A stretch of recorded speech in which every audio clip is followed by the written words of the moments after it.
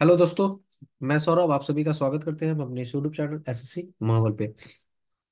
तो दोस्तों आज की इस वीडियो में हम आपको बताने वाले हैं जो आपका एसएससी सीएचएसएल 2023 में आपके जो डीबी की डेट जो आउट हो गई है। कुछ डिपार्टमेंट की डीबी कल हो गए। किस डिपार्टमेंट का हुआ वो भी मैं आपको बताऊंगा, और क्या क्या नेसेसरी डॉक्यूमेंट्स लग रहे हैं जिससे कि आपका डीबी जो है वो बहुत अच्छे तरीके से हो जाए। और अगर आप ये सारी गलतियां नहीं करोगे तो डीबी आपका बहुत ही अच्छा होगा। तो सारा जो लिस्ट है डॉक्यूमेंट का वो आप यहाँ पर इस वीडियो में वॉच कर सकते हो, और यही डॉक्यूमेंट चाहिए। आपको मैं वीडियो में बहुत डिटेल में बताऊंगा आपको। कुछ ऐसी चीजें नहीं जो आप जिससे आप कंफ्यूज हो जाओ, सारी चीजें आपको क्लियरली बताऊंगा। वीडियो को पूरा वॉच कीजिएगा, स्किप मत कीजिएगा, और चैनल पे पहली बार होंगे तो चैनल को जरूर सब्सक्राइब कीजिएगा। वीडियो अच्छी लगे तो लाइक और शेयर करना ना भूलिएगा। ठीक है। और वीडियो में आगे बढ़ने से पहले मैं बता दूं, जिन जिन भाई लोग का सिलेक्शन हो चुका है, ठीक है, आप लोग को बिल्कुल भी ये नहीं सोचना है कि आगे, जैसे कि आप सभी को पता है कि हमारा जो रिजल्ट है वो रिजल्ट सही रिजल्ट नहीं है। ठीक है। क्योंकि अगर एक क्वेश्चन भी हमारा एसएससी के द्वारा अगर हो रहा है गलत तो वो गलत है, गलत को गलत ही कहेंगे हमेशा। तो जिनका सिलेक्शन हो गया है बिल्कुल भी आप इन सब चीजों पे ना ध्यान लगाओ कि क्या हो रहा है, क्योंकि जिनके सिलेक्शन नहीं हो वो अपने सिलेक्शन के लिए कुछ भी करेंगे ही। और जो राइट है वो आप किसी के राइट्स को कोई भी रोक नहीं सकता। तो आपकी डीबी डेट आ गई है, आप अपने डीबी पे फोकस करो, आपकी ज्वाइनिंग आएगी आप ज्वाइनिंग करो। ठीक है। अब क्योंकि चीजें एसएससी की तरफ से हुई है, ना तो आपकी फॉल्ट है ना तो उनकी फॉल्ट है। ठीक है। अब इसमें आप सिलेक्टर और नॉन सिलेक्टर के बीच में ना पड़ो। आपको सिर्फ सिलेक्शन से मतलब था, उनको भी सिलेक्शन से मतलब है। वो एसएससी सही नहीं की है तो एसएससी से वो अपनी डिमांड करेंगे, चाहे वो केस के द्वारा हो, कोर्ट केस के द्वारा हो, या ये हेडक्वार्टर में एप्लीकेशन देके हो, या कुछ भी से हो। अगर उनकी बात सुन ली जाती है तो बेटर है। आपका सिलेक्शन हो चुका है तो आप इस पे फॉरवर्ड करो, मेरा सिंपल यही कहना है। इन सब चीजों में मत पड़ो, और जिसका जो काम है वो करने दो। ठीक है। आपका काम है कि आपकी डीवी आई है आप डीवी कराओ, आपकी कल होके ज्वाइनिंग आएगी आप ज्वाइनिंग लो। ठीक है। क्योंकि आप चाहोगे कि मैं किसी की वो आवाज को रोक दूं, डीवी मतलब केस ना हो, ये करने से नहीं हुआ। कितने को आप रोकोगे? तो जिसके साथ बुरा हुआ है वो तो करेगा ही करेगा। तो चलो मैं आपको दिखाता हूँ कि कौन कौन से डॉक्यूमेंट रिक्वायर्ड है। देखो ये जो हमारे हैं, आप यहाँ पे देख सकते हो। 22 तारीख की ये मेल है। ठीक है। 22/3/2024, 22 मार्च की ये मेल है। ठीक है। ईमेल आई है, कहाँ से आई है? Central bureau of investigation Delhi special police. ठीक है। यहाँ से आप देख सकते हो कि क्या है subject, document verification and medical examination for post of LDC in CBI. ठीक है। यानी कि सेंट्रल ब्यूरो ऑफ इन्वेस्टिगेशन। क्या लिखा गया है? It is intimated that you have been selected as LDC in CBI through SSC CHSL 2023 and as per SSC guidelines before issuing provisional offer of appointment. Your documents verification and medical examination will be done. Okay.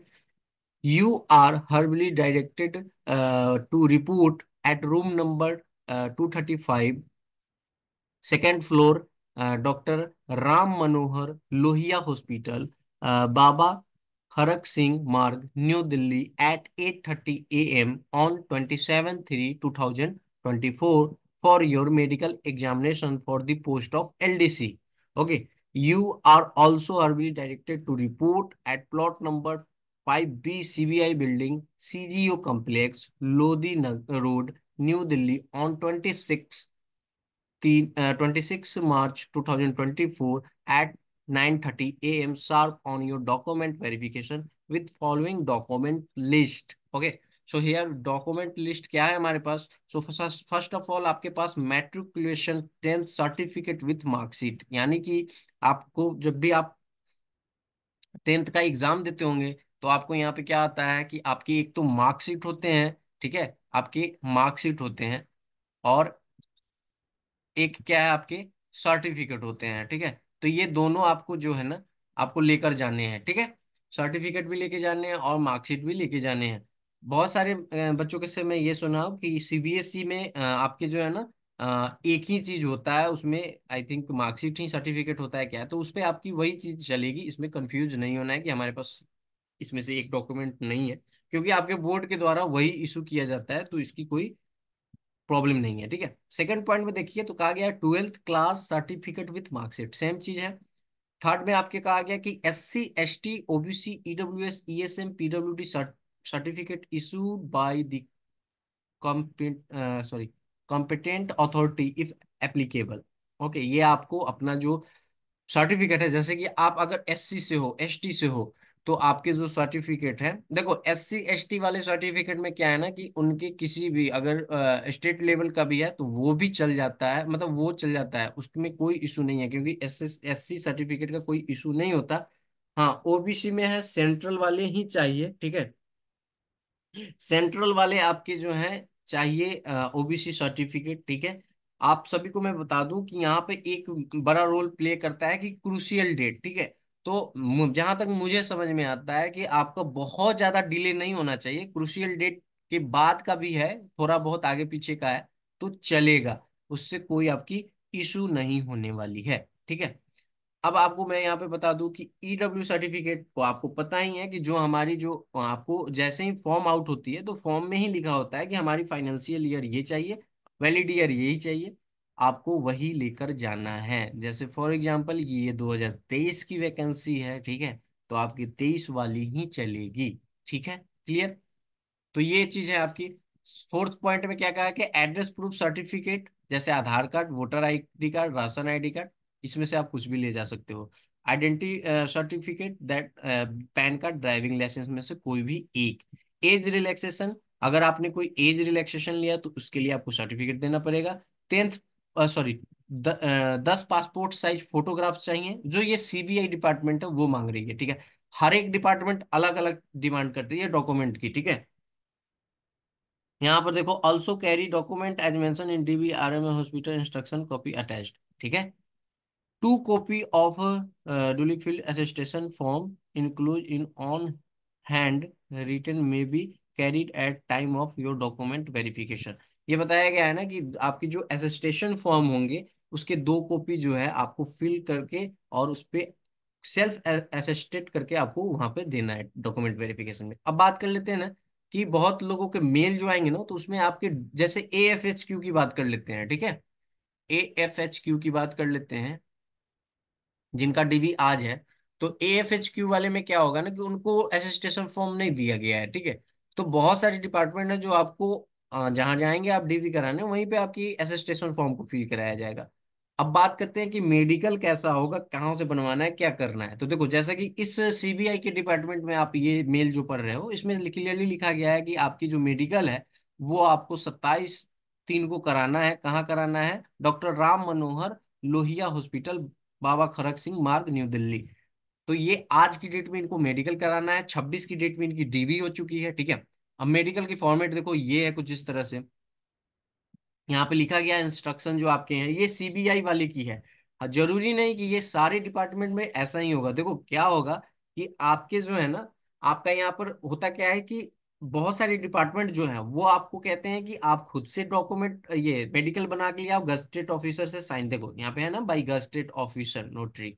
ठीक है, sign करा के आओ, या आप जैसे कि CBI का है कि इन्होंने लोकेशन दे दिया है कि आप यहाँ आकर 27 तारीख को मेडिकल कराएंगे, तो कुछ इस तरह से होता है मेडिकल आपका। ठीक है, तो यहाँ पे आप देखो ये डिटेल्स दी गई है क्या क्या चाहिए इनकी।